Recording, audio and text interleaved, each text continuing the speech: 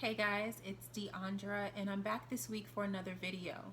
Now this video is going to be very straightforward. I'm not going to come with any fluff. I'm going to bring the facts because I believe the facts are very important with everything that's going on. This topic is a thing that many people don't really want to talk about. They want to shy away from it, but I am going to come straightforward and, like I said, just give you the facts. I believe that, I was working on a different topic and nothing was coming together for it. The things weren't falling into place, and I truly believe that is because this is a situation that needs to be addressed. It's a topic that needs to be addressed, and God wants me to deal with it and speak on it.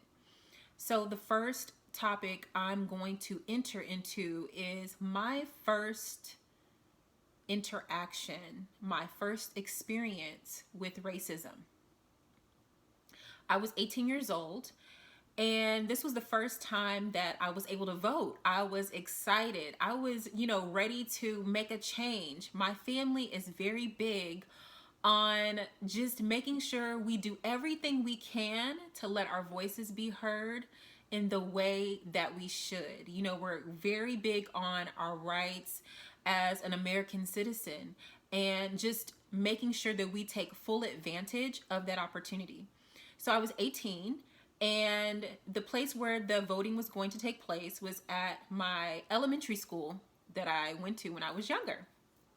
I was excited, not just about the opportunity to let my voice be heard, but I was even more excited as well just to go back to that place, almost a place of Genesis, when I was younger, because there was so much joy there. There was so much excitement at that building.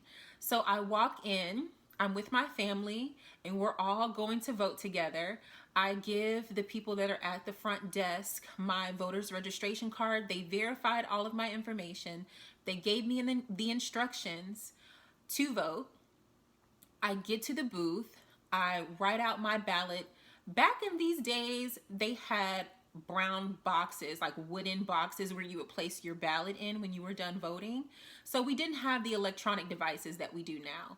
Once I was finished doing that, I go up there to the front and I'm like, okay, my nerves are racing because this is the first time. I didn't want to mess up. I didn't know what to expect.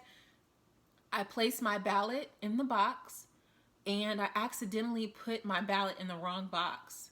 So I talked to an older white gentleman and his wife that were there taking care of everything in regards to voting. I tell him, listen, I accidentally put my ballot in the wrong box. When I told them that, the older white man looked at me in my eyes, straight in my eyes, and said, that's going to be 16 lashes. Now, let's think about this. At that time, I was frozen. It was almost like I was frozen in time. I couldn't believe what I was hearing. Was this really my first interaction and my first experience with racism? I was shocked. I was hurt. I was in disbelief. So I go to the car. I tell my mom what happened, and she looked at me into these innocent eyes.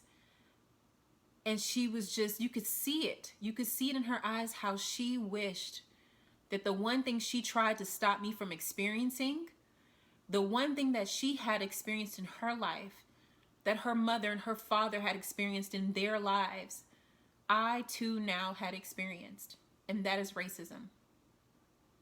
Now, I'm going to go into the next part of the video, and if you see me looking down, it is because I'm going to bring some facts like I mentioned earlier, and I want to make sure that I cover everything so there is no stone left unturned.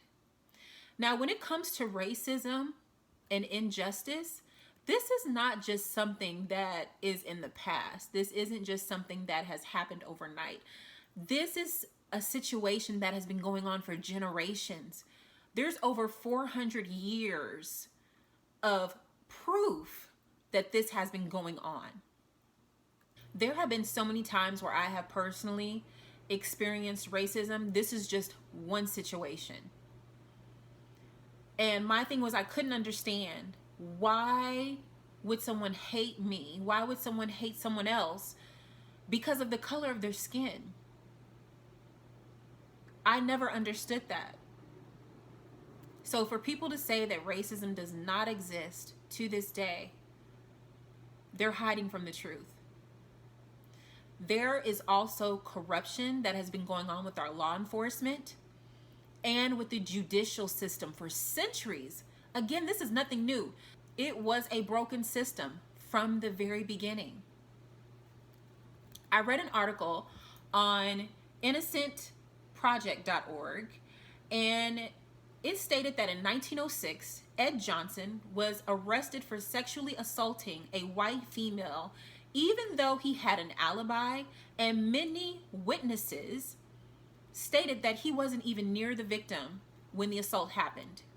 He was convicted by an all-white jury and sentenced to death. In February of 2000, his conviction was finally overturned. Guys, this happened in 1906. Another situation, in 1931, there's a case of the Scottsboro Boys. A fight had broken out on a freight train between a group of black boys and white boys. The police arrested 9 boys ranging from the ages of 12 to 19. 2 white girls came forward and they stated that they were assaulted on the train. All of the defendants claimed their innocence the entire time, but they were convicted and sentenced to death. Their appeal lasted over 20 years, and during one of the retrials, one of the alleged victims testified that the entire assault was completely fabricated. After facing multiple retrials, their convictions were dropped, and then they were later given lesser charges. So even in their innocence, they were still given lesser charges. Innocent boys, innocent young men that lost so many years of their life for something that they did not do. I've heard people say insensitive and, racist comments like, if you don't like it, go back to Africa. Or get over it. It's in the past. Now, if you're thinking, okay, D, all of this stuff you are bringing up is in the past, let me give you some recent situations. On June 17th, 2004, police stormed into a home in Birmingham, Alabama, to arrest some men who were selling drugs at that location. A man by the name of Nate Woods was pepper sprayed in the face at close range, and as he tried to run through the house to get away from the police, another man by the name of Kenny Spencer shot and killed a police officer. As the shots continued to be fired, Nate ran next door to the neighbor's house, and he sat on the front porch and waited for the cops to come. Listen to this. Kenny Spencer then shot 2 more police officers, but Nate Woods did not participate in any of this. Kenny Spencer is still alive and states to this day that Nate Woods had nothing to do with killing the police officers. Even though Nate Woods wasn't even in the house, he didn't have a weapon on him, he didn't shoot a police officer, he was still convicted and sentenced to death. Nate Woods was executed in March of this year, 2020. Then we have the recent horrible situation with George Floyd, where he was murdered by a white police officer. Now, this happened in broad daylight. His fellow officers witnessed this heinous crime, and they sat there and did nothing about it. Nothing. The officer held his knee down and continued to press his knee into the back of the neck of George Floyd. This lasted for almost 10 minutes as he continuously begged for his life and said that he couldn't breathe. He mentioned that numerous times. George Floyd ended up dying from the injuries of this inhumane murder. That's exactly what it was. This was not only an issue of racism, but also an issue of arrogance hiding behind a badge. A report released by Michigan State University College of Law professors stated that African American prisoners who were convicted of murder are about 50% more likely to be innocent than other convicted murderers, and they spend longer time in prison before being exonerated. Listen to that percentage. That is alarming. This report was only a couple of years ago. So can you imagine what the number is right now with that percentage? These examples that I have given aren't even a small fraction of the injustices that have been going on in our nation. So what do we do? What do we do to bring forth change? We first have to acknowledge that there is a problem, that the problem exists. Change cannot happen if we do not first acknowledge that there is a problem that needs to change, that some change has to come about with this nation. We have to have the conversations and open up the dialogue between all ethnicities. No longer laugh when it comes to allowing racist jokes to be said around you. It's not funny, it's ignorant, and it's hurtful. We need to use our right, the right that we are given as an American citizen when it comes to voting during election time. I'm not just talking about the presidential election, I'm talking about the local officials, the local people that are trying to run, the candidates that are trying to run in your own community. That's where the change starts, in your own community. Finally, we need to address our heart posture. What are you teaching your kids? What are you teaching your nieces and nephews? What conversations are you allowing to be had around you and you're not speaking up? You're not saying anything. You're turning a blind eye. Guys, this is not of God. This is not it. This is not the way. If you see nothing wrong with anything that I've mentioned, anything at all that I've mentioned in this video, you want to turn a blind eye to it, you want to shy away from the topic, because you don't want to address it, because you refuse to believe that this is the world that we live in. Yes, there are great people. Yes, there are loving people.